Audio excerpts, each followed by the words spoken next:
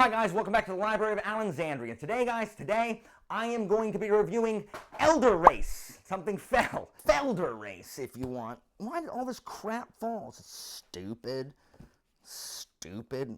Oh, there you go. There you go, Alan. Make a stack with the MMPB on the bottom. I'm going to be reviewing Elder Race, a novella by Adrian Tchaikovsky. This was an ARC granted to me by NetGalley, so thank you so much for allowing me to read this ahead of time. This comes out next week, and this is my first sci-fi read by Adrian Tchaikovsky, or should I say, Sci-Fi read.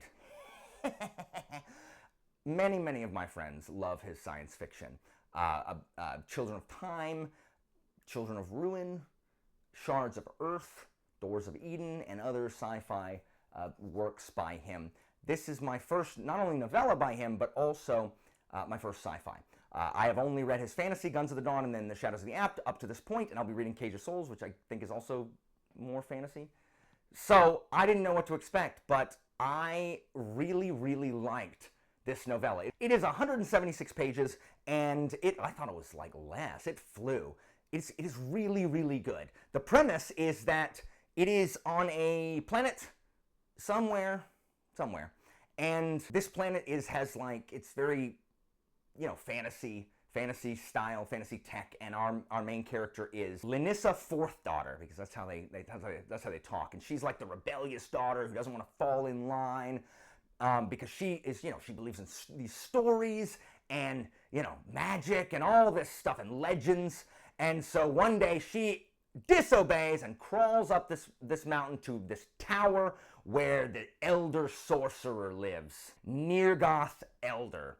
And so she goes to see him, and she needs help to defeat this demon that is ravaging this nearby province, that is just tearing everything apart, because she knows that he assisted her like great-great-great-great-grandmother in beating this guy who had this other warlord that had demons a long time ago, because, you know, he's ageless. She's calling on a debt that he owes, or a promise, a pact that he made her family, that he'll help or whatever. And so if you want to go in completely blind, you should go read it. Like, just here's my short recommendation is yes, go read it and then come back. If you don't mind knowing the premise, like if you watched a trailer, it would not just show you the first chapter, because, you know, what I'm about to talk about is the second chapter.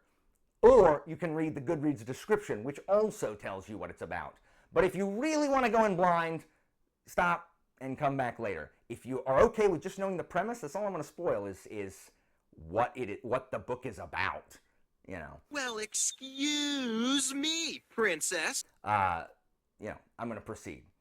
So, our elder sorcerer, Nirgoth Elder, is really called Nir, and he is an anthropologist who was Earth had to recolonize a bunch of planets, and, you know, him and his fellow anthropologists were sent down there to kind of monitor the development of these humans that are, you know, they're different race, but they are humans, they're human enough.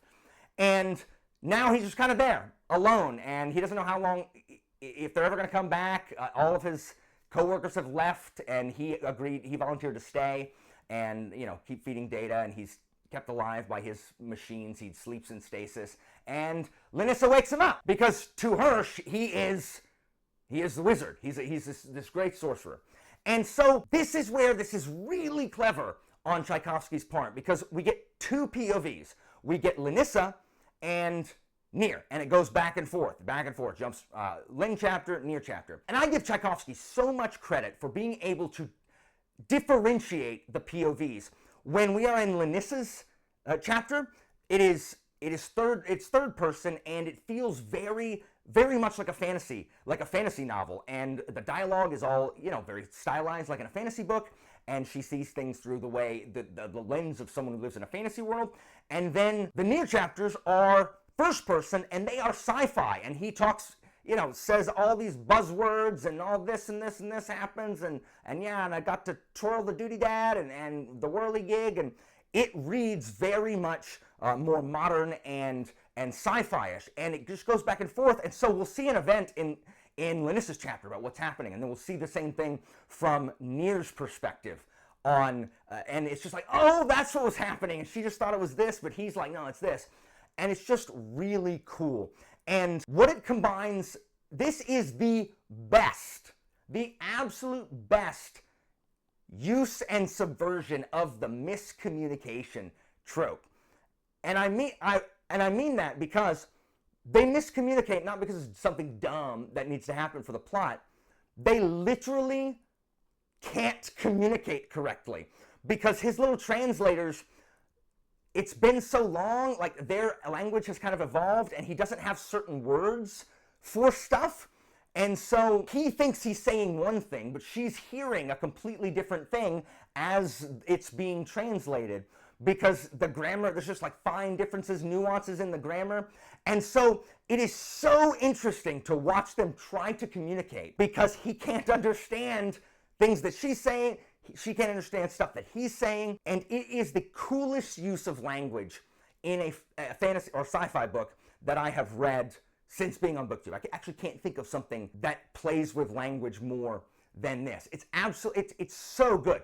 Worth the price of admission just to see these two not be able to communicate with each other. So he'll be like, yeah, okay, like, I'll come with you to go investigate whatever this thing is. It's not a demon, by the way. It's just going to be something. And she hears like, yes, descendant of whichever that descendant is, I shall accompany you to slay said demon, though we know not what it may be. And like, that's what she hears, even though he's like, what? And he doesn't understand why she can't get it. So good. It's so good. So this has one of my favorite kind of settings, which is the world that's moved on, I guess, where there's tech lying around, even though it's not a technologically advanced society anymore. There's like tech lying around and people discover it and don't know what to do with it. I love that stuff. I love that stuff. And so as Nir accompanies Linissa and her companion, which is a different alien race that can like breathe underwater, Tchaikovsky does really well building suspense here. In like the whole time I'm like, okay, like what are they going to see? Like what is it that is the demon? Like if it's not a demon, what's it going to be? Like is it a demon? Like what is it? The whole time you're just sitting there wondering, what is this thing? There's something is tearing up the West or whatever. What is it going to be? And he just does a fantastic job just layering on that suspense. There's some spooky stuff in here, like it feels very like Lovecraftian building of dread, and there's some weird, gross things too that, you know, like just like what is this? It is definitely, and you know, it's definitely some sci-fi stuff going on. And so Elder Race is about several things. There's the purpose of anthropology. Like what's its purpose? You know, is the purpose to actually get to know the people, the people you're observing, or is it just to make notes and write reports and look at it from a distance? Should you be part of the culture or completely separate? What is the responsibility of the observer? What the slippery slope of compromise looks like? Can you compromise one time and then justify not compromising the second time?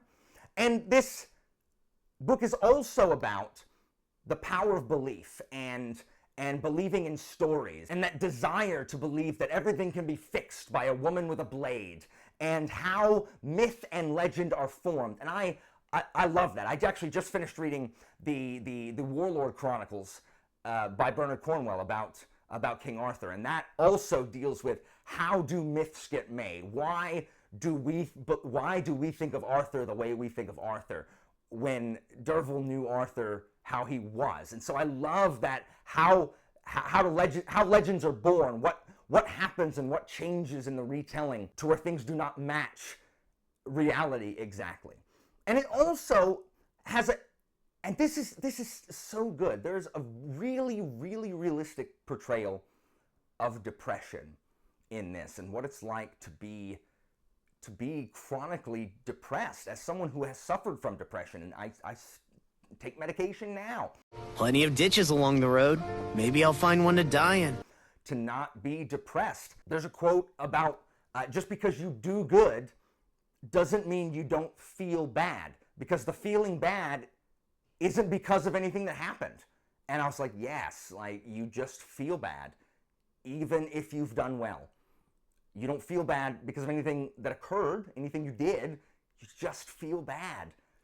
And so it's really, really good. It's really, really well handled. And I think anyone who also suffers from depression will find that this is a really accurate portrayal of what it feels like, and that it's, you know, described as a beast that you have to wrestle with every day and do battle with in, you know, some of the more fanciful text in this.